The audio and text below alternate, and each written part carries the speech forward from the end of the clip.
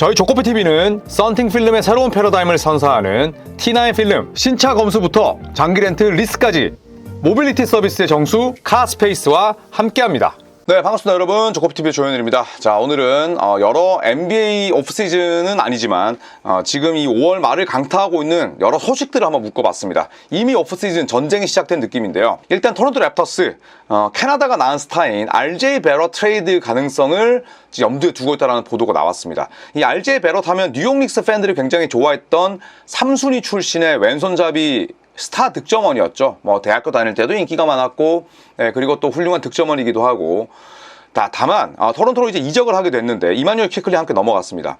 RJ 베럿이 랩터스로 가서 많은 부분은 성장을 했지만 수비가 늘 문제였어요. 그리고 브랜든 잉그램이 왔잖아요. 브랜든 잉그램과 RJ 베럿이 과연 페어링이 될까라는 의구심이 있는 것 같아요. 자, 그래서 랩터스가 RJ 베럿 트레이드 가능성을 검토하고 있다. 그런데 베럿 트레이드에 관심 있는 팀 목록도 많이 나왔어요. 애틀란타, 그 다음에 세크라멘토, 시카고, 샌안토니오까지 총 4팀이 RJ 베럿 트레이드에 관심이 있다라는 루머입니다. 자, 애틀란타 같은 경우에는 뭐 트레이 영, 그 다음에 또 제일런 존슨, 다이슨 데니얼스가 있긴 합니다만 또 트레이 영 옆에서 평균 18점, 19점을 넣어줄 수 있는 득점원이 있다면 뭐 금상첨화죠. 세크라멘토는 RJ 베럿을 데려온다면 과연 매물이 누가 될 것인가? 더마 드로잔의 가능성이 있지만 더마 드로잔과 브랜든 잉그램은 너무 겹치거든요. 네, 그래서 반대급부가 무엇일지가 궁금하고, 뭐 시카고 불스는 잭 라빈이 떠났기 때문에 그 자리를 또 메울 수 있다면 RJ 베럿이 제격이다라는 판단을 내릴 수가 있겠죠. 자, 샌안토니오 스퍼스 가드 쪽에 뭐 과포화가 있긴 합니다만 또 아직까지는 스테픈 캐슬이 성장하기까지는 시간이 걸린단 말이죠. 그렇다면 갖고 있는 에셋은 많기 때문에 베럿 트레이드 가능성은 충분하다고 볼 수가 있죠. 자, 지난 시즌 토론토의 성적은 30승 52패였습니다. 승률은 36.6%에 불과했고요. 동부 컨퍼런스 11위. 하지만 이번에 브랜든 잉그램을 데려왔기 때문에 당장 이기는 그런 무브를 가져갈 수밖에 없죠. 또 야코 퍼들이라는 좋은 베테랑도 있고 퀴클리도 이제 베테랑에 접어들었잖아요. 다치지만 않는다면, 또 스카리 반즈가 지난 시즌 좀 주춤했는데 가지고 있는 그런 툴 자체는 토론토가 되게 좋아요. 자커비 월터도 있고 굉장히 좋은 선수들이 많기 때문에 저는 랩터스가 어느 정도의 로스터만 좀 손질한다면 괜찮은 팀으로 성장할 수 있지 않을까 생각을 합니다. 자, RJ 베럿 토론토 랩터스에서 2시즌 동안 90경기 뛰었습니다. 시즌 도중에 트레이드가 됐기 때문에 아직 100경기를 못 뛰었고요. 32.7분 뛰면서 21.3득점, 6.3리바운드, 4.9 어시스트. 뉴욕 닉스 시절보다 큰 폭으로 발전했죠. 필드골 3점 모두 다 동 포지션 대비 기대 이상이었습니다. 자, 그리고 댈러스 이야기를 한번 해볼까 하는데요. 댈러스 카이리 어빙의 대체자가 필요하죠. 지금 댈러스는 프론트 코트에 선수들이 너무 많이 몰려 있어요. 그렇기 때문에 계속 지금 트레이드 루머도 나오고 있는데 유능한 포인트 가드 영입이 필요합니다. 일단 주전 볼 핸들러로 뛴 후, 왜냐면 어빙이 초반에 못 나오니까, 그리고 어빙이 부상에서 복귀한 이후에는 벤치로 돌아갈 수 있는 자원을 물색한다. 그러니까 내가 그 역할에 대해서 크게 욕심을 내지 않으면서 또 연봉도 팀 친화적이면 좋겠죠. 댈러스가 페이롤이 세니까. 그런 자원을 물색하는데 눈 씻고 찾아봐도 그런 자원들이 많지는 않아요. 일단 러셀 웨스브룩, 덴버를 떠날 가능성도 있으니까. 여기에 타이어스 존스, FA 재수를 선택했는데 폭망했습니다. 그렇다면 내가 더 많이 뛸 수 있는 곳이 필요하잖아요. 타이어스 존스 입장에서 댈러스가 너무 좋죠. 받아먹을 수 있는 선수가 많고, 쿠퍼 플래그가 오고, AD가 있고, 그 다음에 수직의 위협을 줄 수 있는 데릭 라이블리 2세가 있기 때문에 저는 타이어스 존스가 좋지 않을까, 적당한 금액으로 잡는다면. 그렇게 생각을 합니다.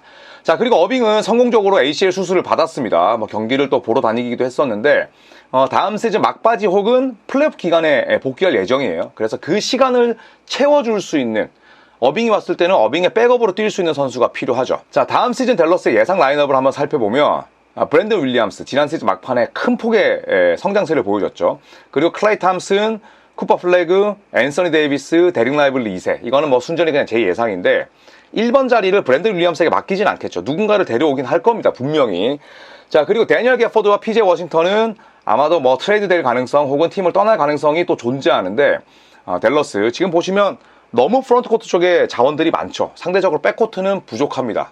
그래서 저는 반드시 트레이드는 일어날 것이고 그 트레이드 반대급부 혹은 FA로 영입할 1번이 누구일지 또 함께 기대해 보시죠. 자, 딜런 하퍼, 바로 2025 이번 드래프트 2순위가 거의 확정적인 선수입니다. 1순위는 쿠퍼 플래그, 2순위는 딜런 하퍼. 여기까지는 그냥 이름 새겨져 있다고 보시면 돼요. 자, 그런데 이 클러치 포인트의 보도에 따르면 브루클린 네츠가 지명권과 선수로 패키지를 구성해서 샌안토니오 스퍼스가 지니고 있는 2순위 지명권 트레이드를 노린다라는 루머가 나왔어요. 그러니까 픽업 하는 거죠. 픽업. 드래프트 픽을 높이는 거야. 그만큼 브루클린 네츠가 딜런 하퍼를 굉장히 좋아하기 때문에 이렇게 픽업 트레이드를 노린다라는 루머가 나왔습니다. 자, 딜런 하퍼는 뉴저지 태생이에요. 뉴저지면 뭐 브루클린 바로 옆이잖아요. 그래서 어떻게 보면 뭐 로컬 보이라고 할 수가 있습니다. 그리고 아버지인 론 하퍼 역시 아들이 고향에서 뛰길 원해요. 그러니까 브루클린 네츠에서 뛰길 원하는 거죠. 자, 그렇다면 샌안토니오 스퍼스가 물론 가드 자원이 많긴 합니다만 드래프트계에서는 아주 유명한 이야기가 있죠. 포지션에 관계없이 가장 뛰어난 선수를 뽑아라. 그리고 그 다음에 생각하라. 그렇다면 무조건 샌안토니오도 딜런 하퍼를 뽑을 거란 말이죠. 그런데 브루클린 네츠처럼 에셋이 많은 팀이 어떤 제안을 하느냐에 따라서 샌안토니오 스퍼스가 이 픽을 팔 수도 있습니다. 그렇죠? 그래서 예상 트레이드 시나리오를 보면 켈든 존슨이나 혹은 데빈 바스는 들어가야 될 거고요. 그리고 2025년 이 픽을 브루클린에게 줍니다. 그리고 브루클린으로부터 받아오는 선수를 캠 존슨, 지금 샌안토니오 스퍼스에 너무 필요한 유형의 선수죠. 빅 윙이니까 3점 좋고 그 다음에 뭐 플레이 자체가 모나지 않고 수비도 괜찮고 자주 다치는 것 빼고는 약점이 없단 말이죠. 여기에다 유망주도 원하겠죠. 뭐 캠 토마스, 그리고 2025년 8픽, 8픽을 또 받아와서 픽 다운을 하면서 2명의 즉시 전력감 선수를 데려오는 그런 시나리오도 가능하죠. 일단 딜런 하퍼는 쿠퍼 플래그만큼이나 확실한 2순위 자원입니다. 과연 샌안토니오 스퍼스 유니폼을 입을지 아니면 색깔 비슷한 브루클린 네츠 유니폼을 입을지 요것도 드래프트 직전에 트레이드가 일어날 수 있으니까 함께 지켜보시죠. 자, 그리고 보스턴 셀틱스 이야기 한번 해볼까요? 네, 로스터 정리가 필요합니다. 2라운드에서 중도 탈락했고 여기에다가 제이슨 테이텀의 큰 부상이 나오면서 다음 시즌을 건너뛰게 됐어요. 제일런 브라운도 무릎이 좋지 않은데 그렇다고 해서 뛰지 못할 정도는 아니고 다만 지금 사치세가 너무 셉니다. 사치세로만 260밀을 내요. 연봉 220밀에 그러면 1년에 지금 480밀, 500밀을 내는 거야. 그래서 다이어트가 필요합니다. 로스터 정리가 필요하다는 뜻인데 일단 제이슨 테이텀, 제일런 브라운 그리고 데릭 화이트까지는 핵심 선수로 간주하고 있어요. 만약에 화이트를 원한다면 큰 대가가 필요할 것이다 라고 클러치 포인트는 이야기하고 있습니다. 즉 웬만한 조건으로는 팔지 않는다는 얘기죠. 그리고 알 호포드와 루크 코넷 두 FA가 된 빅맨은 잔류 의지가 있습니다만 호포드는 뭐 사실상 이제 거의 마지막 시즌이 될 거기 때문에 페이컷이 가능하죠. 그런데 루크 코넷은 지금 FA로 돈을 벌 수 있는 첫 기회입니다. 마지막 기회가 될 수도 있죠. 그래서 코넷은 연봉이 뛸 수밖에 없어요. 그렇기 때문에 재계약 여부가 불투명합니다. 자, 그리고 트레이드로 내보낼 수 있는 선수들이 제법 있죠. 샘 하우저, 드루 할러데이, 크리스탑스 포르징기스인데 이 3명 가운데 포르징기스의 트레이드 가능성이 제일 높다고 해요. 그리고 골든스테이트는 그 유력한 후보 가운데 하나가 될 수 있는데 2023년에 보스턴이 포르징기스를 영입하기 전에 행선지로 거론된 바가 있는 팀이고 또 골든스테이트는 빅맨이 필요하긴 하죠. 다만 갈수록 내구성이 좋지 않고 이번에도 호흡기 바이러스 때문에 완전히 플레이오프를 망쳤습니다. 시장에서 얼마나 인기가 있을지는 의문이죠. 만기 계약이긴 합니다만 너무나 써먹기가 어려운 선수이기 때문에 트레이드가 오히려 쉽지 않을 수도 있습니다. 자, 그리고 조금 늦은 소식이긴 한데 24-25 시즌을 빛낸 올 NBA 15명을 한번 살펴보면서 이 컨텐츠를 마무리하겠습니다.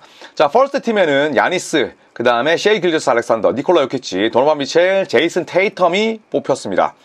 자, 야니스는 7년 연속 퍼스트 팀에 뽑혔어요. 이거는 1976년 이래로 단 9명만 달성했습니다. 7년 연속 퍼스트 팀에 뽑히려면 일단 건강해야 되고요. 그 다음에 그 팀의 성적이 좋아야 되죠. 여러 가지 진짜 조건들이 뒤따르는데 7년 연속이면 대단한 겁니다. 자, 르브론 제임스, 코비 브라이언트, 샤킬 오닐, 팀 덩컨, 칼 말로, 마이클 조던, 레리 버드, 매직 존슨이 이렇게 7년 연속 퍼스트 팀에 뽑혔고요. 야니스도 이 대열에 들어서게 됐습니다. 자, 그리고 야니스는 올 NBA 퍼스트 팀 선정 횟수도 공동 6위가 됐습니다. 윌트 체인벌린과 함께. 아직까지도 전성기가 많이 남아있기 때문에 계속해서 이 기록을 써내려갈 그리스 괴인이지 않을까 생각을 하고요. 자, 세컨 팀입니다. 제일런 브런슨, 스테픈 커리, 앤서니 데이비스, 르브론 제임스, 에반 모블리. 네, 저는 커리는 서드 팀이 되지 않을까 생각을 했었는데 세컨 팀, 에반 모블리의 약진도 굉장히 눈에 띄죠. 자, 일단 르브론 제임스 유일무이한 올 NBA 팀 21회 선정입니다. 21년을 뛴 NBA 선수도 역대 6명밖에 없는데 올 NBA 팀 21번이면 진짜 경의를 표할 수밖에 없죠. 네, 그리고 40살 이상의 나이로 올 NBA 팀에 이름을 올린 최초의 선수였습니다. 40살 이상 뛴 선수들이 있죠. 뭐 레지 밀러도 있었고, 뭐 마이클 조던, 로버트 페리시, 빈스 카터, 케빈 윌리스, 여러 선수들이 있었습니다. 압둘 자바도 마찬가지고. 하지만 아무도 올 NBA 팀에 가깝지조차 않았어요. 근데 르브론 제임스는 정말 대단합니다. 최초로 40살 이상 올 NBA 팀에 이름을 올렸고요. 자, 그 다음에 스테픈 커리, NBA 역사상 최소 11번 이상 올 NBA 팀에 선정된 21번째 선수가 됐습니다. 네, 그리고 골든스테이트 프랜차이즈 역사상은 처음 있는 일이고요. 앤서니 에드워즈는 이번 올 NBA 팀 선정되면서 슈퍼맥스 자격을 조기에 획득할 수 있는 자격을 얻게 됐습니다. 네, 그래서 슈맥을 받게 된다면 당연히 연봉은 늘어나고 미네소타는 당연히 슈맥 줘야죠. 앤서니 에드워즈 같은 선수를 10년 가까이 쓸 수 있다면 슈맥은 기꺼이 줄 겁니다. 자, 그리고 다음 시즌에도 올 NBA 팀에 뽑히게 된다면 최대 4년에 360밀, 연평균 90밀짜리 연장 계약을 받을 수 있는 자격을 획득하게 됩니다. 90밀 시대가 왔어요, 진짜. 셀러리 캡이 진짜 천정부지로 치솟습니다.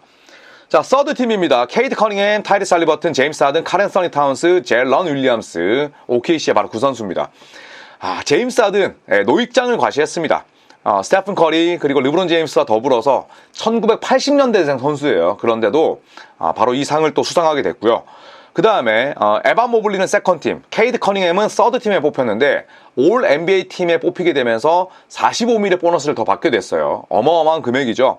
그리고 추가로 커닝햄은 연장계약 비율이 셀러리 캡의 25%에서 30% 예외 조항을 적용해서 증가하게 됐습니다. 저는 개인적으로 케이트 커닝햄이 세컨팀에 뽑히지 않을까 생각을 했는데 그래도 서드팀에라도 뽑혀서 다행이다, 이렇게 생각을 합니다.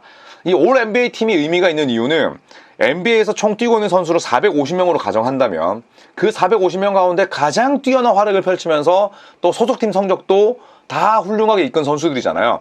이 선수들 중에 팀을 플레이오프로 이끌지 못한 선수는 바로 앤서니 데이비스 딱 한 명밖에 없습니다. 그만큼 나의 성공과 팀의 성공을 함께 도모해야 되기 때문에 이 15명을 매년 뽑는 게 참 어렵기도 하고 또 뽑힌 선수들은 엄청난 영광이 있는 거죠. 그래서 이 선수들이 다음 시즌에도 좋은 활약을 펼칠 수 있을지 함께 기대해 보시죠. 자, 이상 저는 이 컨텐츠 여기서 마치도록 하겠습니다. 컨퍼런스 결승이 한창 진행 중인데 저는 내일 OKC와 미네소타의 4차전 제가 스포티비 중계하니까 더 많은 시청을 부탁드리겠습니다.